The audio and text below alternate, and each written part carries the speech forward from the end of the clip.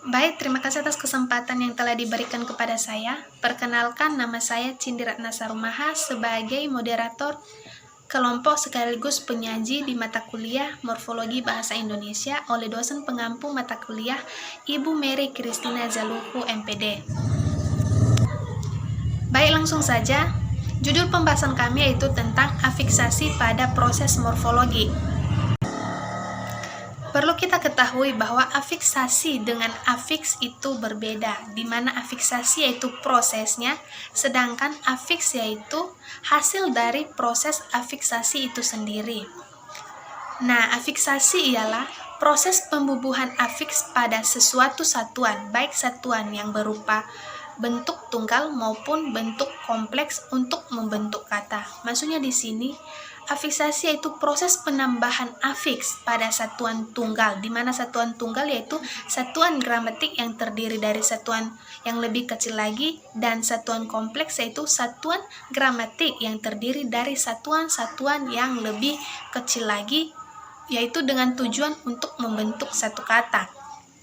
Nah, contohnya pada afiks men, apabila ditambahkan dengan satuan tunggal yaitu baca, maka akan menghasilkan kata yaitu membaca. Contoh lain yaitu afiks ber, apabila ditambahkan dengan satuan tunggal jalan, maka akan membentuk kata berjalan.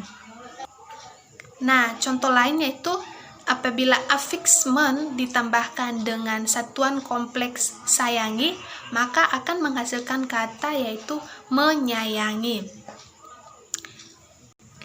Nah, ada juga afiks yang tidak dapat membentuk kata melainkan membentuk pokok kata. Misalnya afiks per, apabila ditambahkan dengan satuan besar, maka akan menjadi perbesar. Baca, apabila ditambahkan dengan afiks kan, maka akan menjadi bacakan. Pukul, apabila ditambahkan dengan afiks i, maka akan membentuk pukuli. Satuan yang dilekati afiks atau menjadi dasar pembentukan bagi satuan yang lebih besar itu di sini disebut bentuk dasar. Contohnya, bentuk dasar kata berjalan ialah jalan. Bentuk dasar dari kata bersusah payah yaitu susah payah. Nah, selain itu ada juga bentuk dasar yang dapat berdiri sendiri sebagai kata. Misalnya pakaian, ya misalnya pakaian dalam berpakaian, jalan dalam berjalan.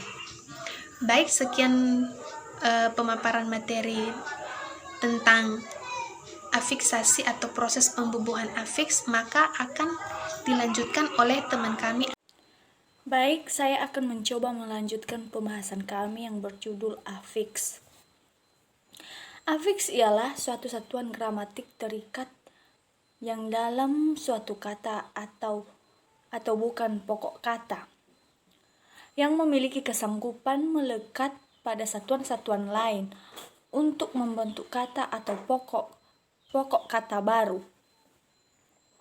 Afiks juga bisa disebut bunyi yang ditambahkan pada sebuah kata entah di awal, di tengah, atau di akhir kata atau kalimat. Misalnya kata minuman. Kata ini terdiri dari dua unsur, ialah minuman yang merupakan kata dan an yang merupakan satuan terikat. Maka morfem an merupakan afiks. Contohnya makanan, pikiran, satuan, dan timbangan. Dari deretan morfologi, maka kata itu terdiri dari dua unsur, morfem ber dibandingkan dengan temu. Pastilah ber mempunyai kemungkinan melekat yang lebih banyak. Ber mempunyai kemungkinan melekat yang lebih banyak daripada temu. Maka dapat ditentukan bahwa ber merupakan afiks dan temu merupakan bentuk dasar yang berupa pokok kata. Setiap afiks tentu berupa satuan terikat, artinya dalam turunan biasa tidak dapat berdiri sendiri, dan secara gramatik selalu melekat pada satuan lain. Baik, demikian saja pembahasan dari saya. Atas perhatian saya ucapkan terima kasih. Sekarang masuk pada pembahasan yang ketiga, yaitu afiks asli dan afiks bahasa asing. Baik, tadi sebelumnya telah dipaparkan atau telah dijelaskan tentang afiksasi, yang dimana ternyata terdapat bahasa asing. Misalnya, wan, wati, is, man, dan wi. Sekarang timbul pertanyaan, mengapa in pada muslimin, at pada muslimat, if pada sportif, al pada ideal, or pada aktor, tidak tercantum sebagai afiks bahasa Indonesia. Itu dikarenakan satuan in pada muslimin dan satuan at pada muslimat yang merupakan dari bahasa aslinya, yaitu bahasa Arab, belum digolongkan afiks dalam bahasa Indonesia, meskipun di samping muslimin dan muslimat terdapat kata muslim. Sebenarnya, bagi pemakai bahasa Indonesia, kata-kata asing yang masuk dalam perbendaharaan bahasa Indonesia itu diterima yang secara keseluruhan dengan tidak mengingat bentuk serta fungsinya. Sekarang masuk pada pembahasan yang keempat, yaitu afiks produktif dan afiks improduktif. Dibahas satu persatu tentang penjelasan dari afiks produktif dan improduktif itu sendiri. Yang pertama yaitu afiks yang produktif.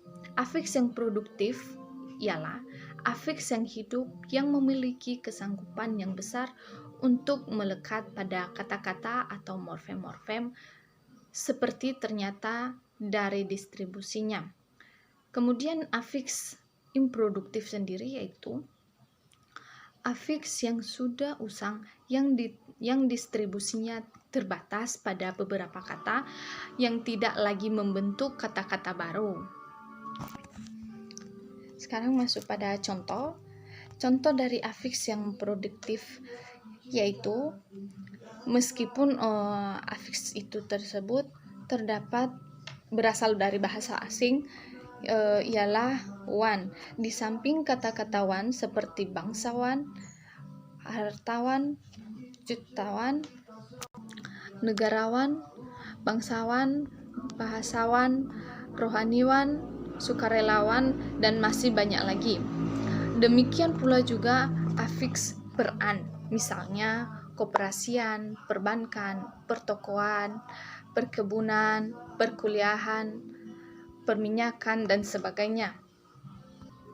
Misalnya lagi afiks kean, seperti kewargaan, keberangkatan, kepergian, dan masih banyak lagi. Jadi afiks-afiks ini dapat diubah lagi dan dapat dipergunakan lebih banyak lagi. Kemudian yaitu contoh afiks improduktif, misalnya afiks man, yang dimana terdapat pada kata budiman dan seniman. Afiks-afiks L, R, dan M yang hanya terdapat pada gemetar, geletar, gerigi, gerumu, seruling, dan kemudian ada lagi afiks da yang hanya terdapat pada kata-kata yang menyatakan hubungan kekeluargaan, misalnya adinda, kakanda, seperti itu, dan masih banyak kata lainnya. Jadi untuk afiks improduktif itu sendiri tidak lagi dapat digunakan pada pada afiks-afiks lain begitu. Jadi dari pengamatan dari kedua contoh itu telah ditentukan apa saja yang termaksud dari afiks-afiks produktif dan afiks improduktif. Jadi yang merupakan afiks produktif di sini yaitu men, ber, di, ter, pen, pe, se, per, maha, para. Sedangkan pada improduktif yaitu yang tergolong afiksnya l,